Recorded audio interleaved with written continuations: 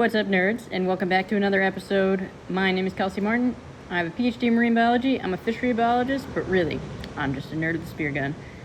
Got a pretty interesting episode here for you guys today. I'm going to be talking about why it's important to always dive with a buddy. It's always good to have someone who's got your back, someone who can assist you should the worst happen or should anything go wrong. Maybe a shark shows up and you want somebody else there to fend off the shark, which happened in my last episode if you guys haven't seen it. Maybe something like this episode happens to you and you have somebody there that can help you out. It's always good to dive with a buddy, and here is one of the reasons why.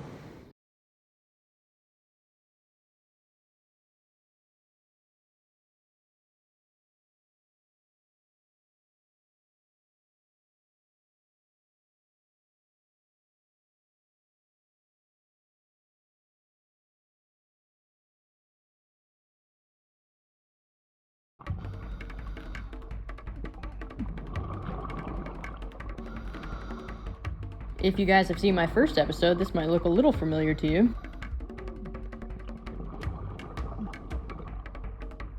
My buddy goes down, shoots, misses, and that prompts reload number 1.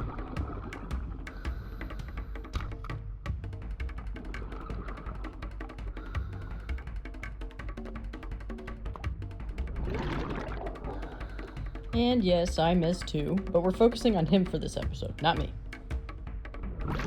He then lines up for a second shot, hits the back of the fish, and it pulls out, which prompts reload number 2. And then on that third attempt, my buddy gets a good shot, and you can see the fish freaking out on the other side of the pyramid there. But up to this point, he has expended a lot of energy, and a lot of energy means a lot of oxygen. And as some of you are wondering why he even went down with 1400 psi in the first place, to add a little context, on our last dive, which is about the same amount of time, he used only 600 psi. So he was initially planning on having 800 psi when he surfaced.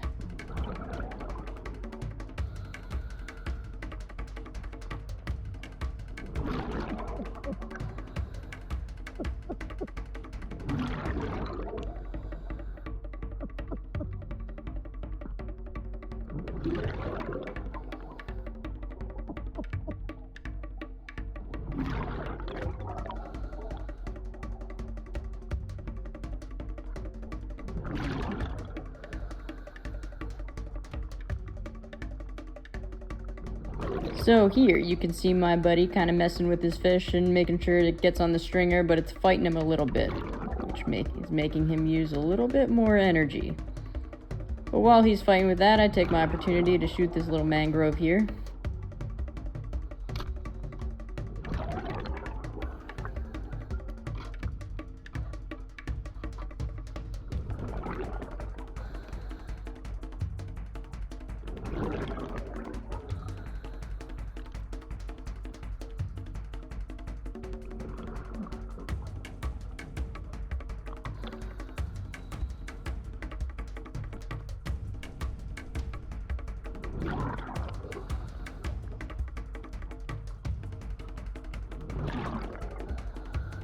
So my buddy has his fish secure on the stringer, and then decides to go hunting for slipper lobster, or shovel-nosed lobster, depending on what you call it.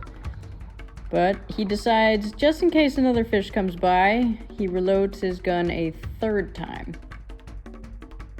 But the slipper lobster are far too enticing at this point, so he's gonna try and get as many as he can. And they were incredibly delicious, to be fair.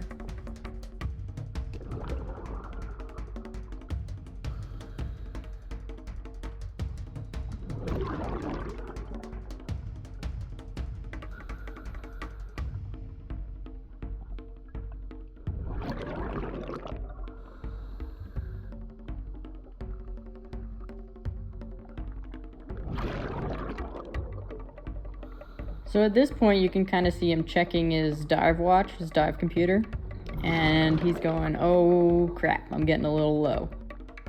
For those of you wondering why he's able to check his dive computer to see his air pressure, he has a little bit more of an advanced setup where he has, instead of a pressure gauge attached to his hose that he has to check manually, he has a transmitter connected to his second stage that via Bluetooth links to his dive computer.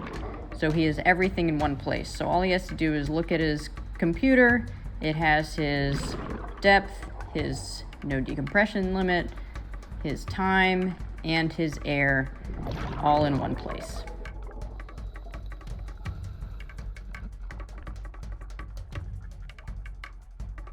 So did you guys understand what he was trying to communicate to me? Because I didn't.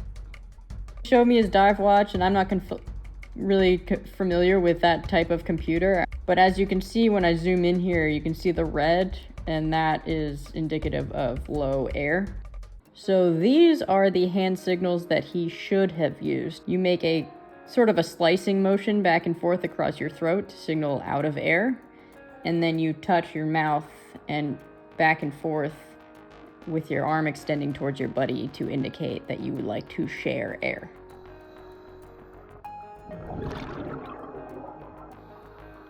So I thought that maybe he had just reached his no decompression limit, or NDL, and that's what the red was, that he was close to his NDL and it was time to go to the surface. So I'm like, cool, yeah, let's go to the surface.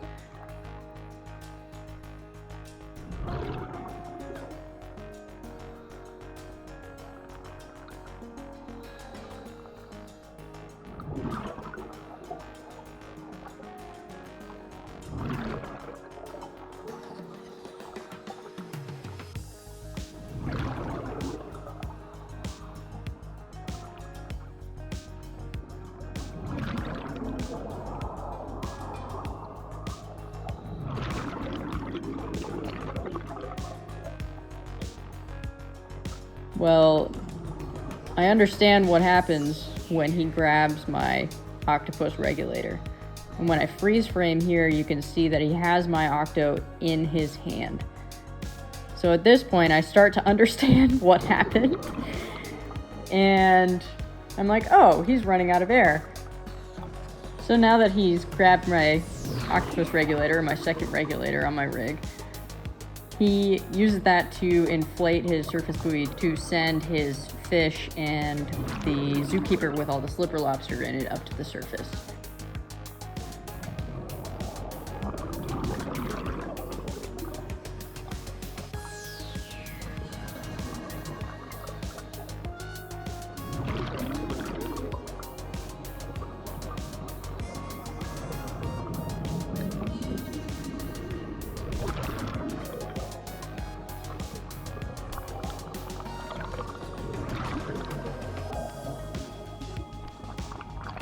The most important thing that I want you guys to note is that we're both staying calm.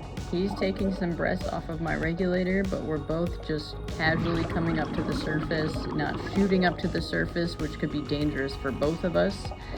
We're both just breathing, coming up to the surface at a slow ascent rate, which is very important, and being very safe divers.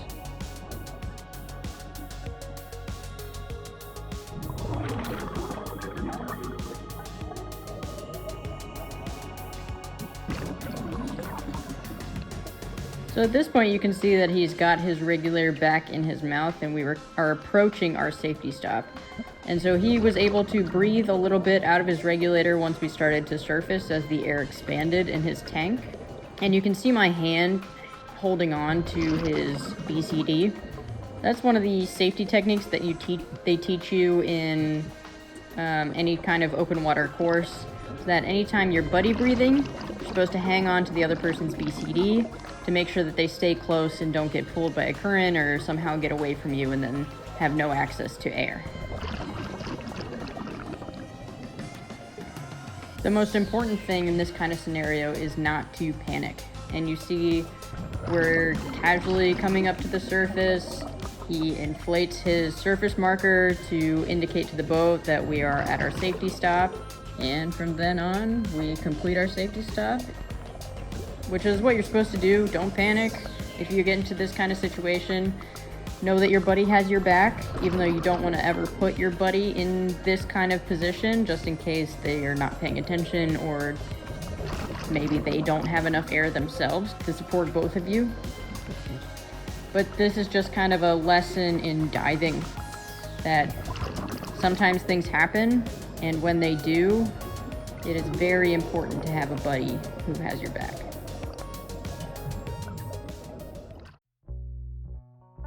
I wanted to thank you all for watching. I hope you found this episode informative. I know I didn't get a ton of spearfishing action in this one, a little bit of a shorter episode, but we'll be back in action with the next episode, so don't you worry. Stay tuned, don't forget to like and subscribe, and I'll see you next time.